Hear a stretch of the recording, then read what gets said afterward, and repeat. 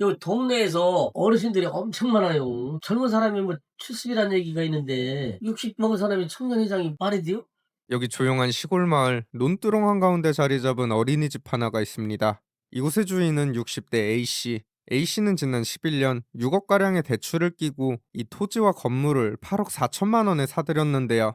하지만 지금 이 어린이집은 문을 닫고 폐허처럼 변해버린 채 최저가 2억 7천만 원의 경매가 진행되고 있습니다. 이곳에선 대체 무슨 일이 있었던 걸까요? 충성 전국 곳곳을 누비는 여우대장. 오늘은 충남 당진에 나와 있습니다. 당진은 수도권과 가깝고 서해안과 맞닿아 있는 지리적 이점을 바탕으로 1990년대부터 대규모 제철소들이 들어서며 대한민국을 대표하는 철강 도시로 성장했습니다. 이에 수많은 철강회사 직원들이 가족과 함께 당진에 정착했고, 논밭뿐이던 이 조용한 시골 마을에도 높은 아파트와 건물들이 하나둘 들어서기 시작했죠. 이곳은 옛 동부제철, 지금의 KG스틸 직원들이 사는 사원 아파트로 회사가 소유한 아파트를 직원들에게 내어주는 방식으로 운영되고 있습니다. 그런데 이 아파트 앞에 유독 눈에 띄는 건물 두 채가 서 있습니다.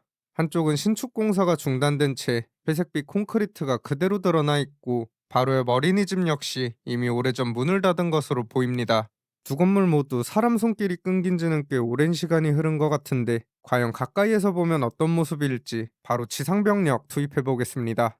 해당 건물로 향하는 길, 도로엔 오가는 차도 몇 보이질 않고 정말 한적한 모습. 그렇게 조금 걷다 보니 어린이집으로 이어지는 폭 3m 남짓한 좁은 진입로가 나타나는데요. 이 길을 따라 안으로 들어가자 곧 마당에 쌓여있는 엄청난 양의 폐기물이 모습을 드러냅니다.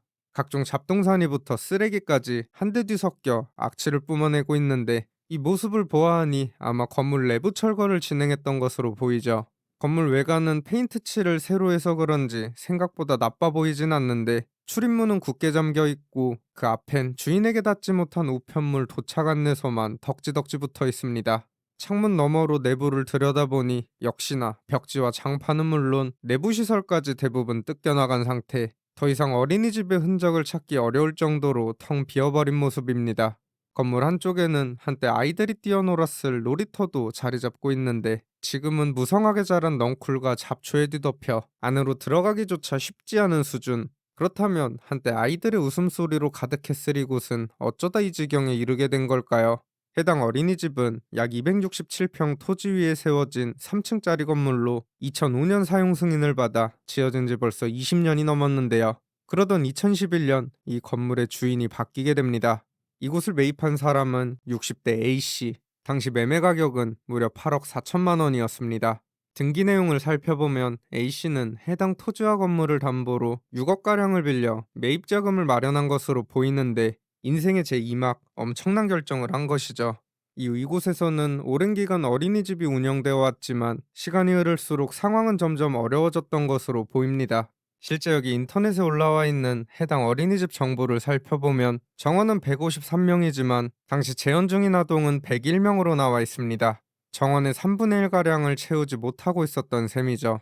게다가 보시다시피 이 주변은 맞은편에 자리한 KG 스틸 사원 아파트를 제외하면 대부분 농가 밭으로 둘러싸여 있습니다. 아마 이 아파트에 거주하는 직원 가족들의 자녀가 해당 어린이집의 주요 원생이었을 것으로 보이는데요.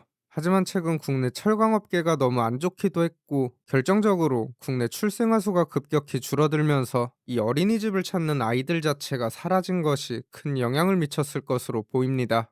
실제 한 통계에 따르면 2020년 전국 어린이집 수는 약 3만 5천 곳에 달했지만 4년 뒤인 2024년에는 8천 곳가량이 줄어들며 전체 어린이집 수가 약 22.5% 감소했습니다. 또 같은 기간 어린이집 보육 인원 역시 30만 명 넘게 줄어들었는데요. 저출산과 인구 감소에 따른 후폭풍이 전국 관련 산업을 그대로 덮치고 있는 것입니다. 그리고 이런 거대한 흐름 속에서 결국 이 어린이집도 폐업을 하게 됐고, 2025년 막대한 채무를 감당하지 못하게 된 A씨의 이 토지와 건물은 경매 시장에 등장하게 되죠. 그렇게 이 토지와 연면적 190평 규모의 3층짜리 건물의 감정가는 약 8억으로 평가. 하지만 이후 세 차례나 유찰되면서 현재 최저 입찰가는 2억 7천만 원까지 떨어진 상태입니다. 당초 A씨는 이곳을 15년 전 8억 4천만 원에 매입했었는데, 만약 이 최저가 부근에서 낙찰이 된다면 매입 당시 빌렸던 금액의 절반에도 미치지 못하는 겁니다. 그리고 앞서 보신 이 어린이집과 맞닿아 있는 공사가 중단된 건물, 건축허가 표지판이 달려 있어 내용을 살펴보니 이곳에는 요양원을 지으려 했던 것으로 보이는데요. 공사 기간은 2022년부터 2023년까지로 적혀 있지만 예정된 준공 시점을 훌쩍 넘긴 지금까지도 건물이 완공될 기미는 보이지 않습니다.